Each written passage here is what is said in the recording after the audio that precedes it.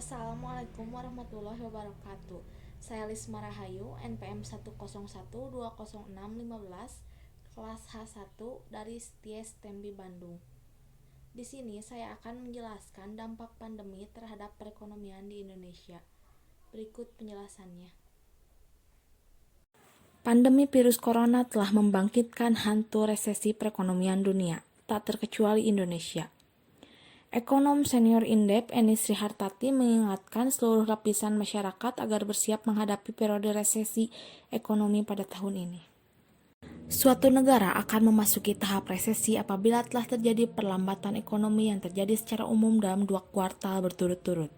Resesi berpotensi terjadi karena PDB atau Produk Domestik Bruto kuartal 2 per 2020 sudah pasti minus, menurutnya ketika dihubungi Kamis 25 Juni 2020. Yang menjadi persoalan ini jangan hanya menjadi wacana. Eksekusinya harus segera, terutama yang untuk prioritas pertama kesehatan tadi. Kan Presiden menyampaikan 3 prioritas. Yang pertama kesehatan. Betul. Jadi misalnya sekarang bagaimana pemerintah baik, terutama kan eksekusinya pasti di pemerintah daerah. Pemerintah daerah segera menyediakan masker untuk seluruh masyarakatnya, sanitizer dan ya segala macam upaya untuk meminimalisir orang tidak terjangkit virus COVID-19 ini. Nah, ini kan butuh keputusan hari ini. Jadi kalau nanti misalnya ini menunggu APBNP lagi, menunggu ini lagi kapan? Dia menambahkan perlambatan kinerja sektor ekonomi berimplikasi pada gelombang pemutusan hubungan kerja atau PHK yang besar. Pasalnya, perusahaan atau penyedia kerja sudah tidak bisa menanggung gaji karyawan karena dampak dari pandemi COVID-19. Meski demikian, ini mengingatkan bahwa resesi bukan akhir dari kehidupan. Pasalnya, Indonesia pernah menghadapi situasi resesi pada periode krisis 1965 sampai 1996 dan krisis 1997 sampai 1998. Menanggapi hasil survei tersebut, Ketua Umum Kamar Dagang dan Industri atau Kadin Indonesia, Rosan Luslani mengatakan tren ekonomi Indonesia memang membaik. Meskipun masih mengalami kontraksi, namun kontraksi yang terjadi makin lama makin menurun. Dari asesmen Kadin sendiri, di kuartal pertama masih mengalami kontraksi dengan angka kurang lebih 0,7 sampai 1%. Tapi kami meyakini di kuartal kedua ini apalagi menjelang lebaran, mobilitas manusia semakin meningkat dan juga vaksinasi yang berjalan sangat baik, ucap Rosan. Keselamatan dan kesehatan rakyat Indonesia itu adalah nomor satu. Itu nggak bisa ditawar-tawar lagi. Itu nomor satu.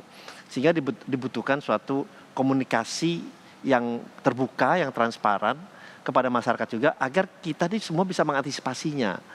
Dan ini diperlukan kerjasama semua lapisan masyarakat. Tidak bisa hanya pemerintah saja, tidak bisa hanya dunia usaha saja atau akademia saja.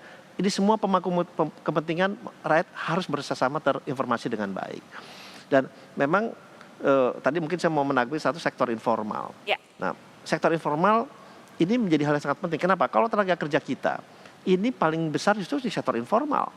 Dari 133 juta angkatan kerja kita, 55% tuh 70 juta itu sektor informal. Nah, ini yang juga harus segera diantisipasi. Dengan apa? Ya, US saja, Amerika saja sudah memberikan BLT, dana langsung tunai langsung. Untuk yang besar 1.000 US dollar, yang anak kecil 500 US dollar. BLT ini perlu kita lakukan juga apabila ini terus terjadi penurunan perekonomian kita yang memang sedang menurun, dan ini adalah suatu hal yang serius yang harus kita tindak lanjuti dengan langkah-langkah yang tidak seperti biasa. Ketua Umum Kadin Indonesia, Rusan Perkasa Ruslani menyebutkan pertumbuhan ekonomi Indonesia dapat segera bangkit apabila didorong 2 faktor yakni vaksinasi dan Undang-Undang Cipta Kerja.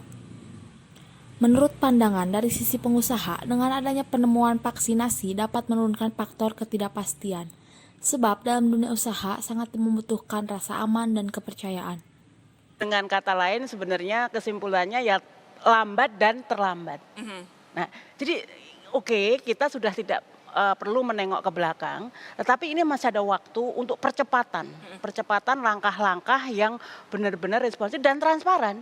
Jadi kejujuran itu walaupun menyakitkan itu jauh lebih baik daripada ketika kita berbohong pasti akan diikuti kebohongan-kebohongan lagi sehingga ini akan semakin menyulitkan kita menghadapi ini musuh kita musuh goib loh Mbak.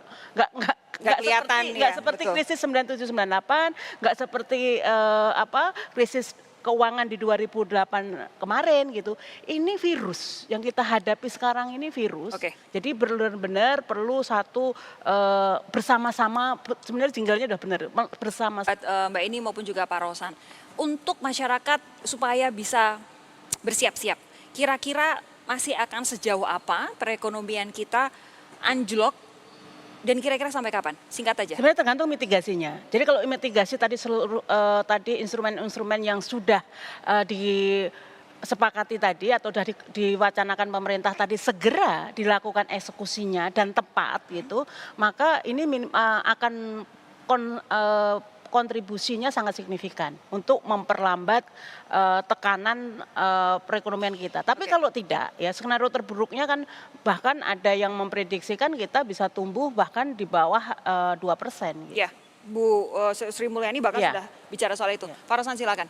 Kayak kalau saya bilangnya selalu hopes for the best, prepare for the worst. Oke. Dan kalau kita lihat sekarang penurunan masih berlanjut, masih berlangsung. Dan karena kita belum tahu bottomnya itu di mana dan kapan. Jadi ya kebijakan antisipasinya harus kita lakukan dalam rangka kita terus mencoba mengantisipasi ini semua.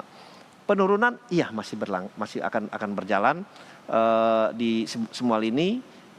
Kita lihat juga pasar modal masih mengalami koreksi, mata uang juga masih mengalami koreksi, dan perekonomian kita juga masih akan mengalami koreksi karena daya beli masyarakat kita sedang turun. Oke. Sedangkan ekonomi kita terbesar bergantung kepada domestic Konsumsi. consumption. Ya. Yang pasti Kurang kita lebih 55 sampai masih ada 56%. peluang ya Pak ya, karena semua kan menghadapi tidak hanya Indonesia, semua negara menghadapi. Jadi sekarang di mana orang masih menaruh kepercayaan itu yang masih punya peluang untuk segera recovery. Baik.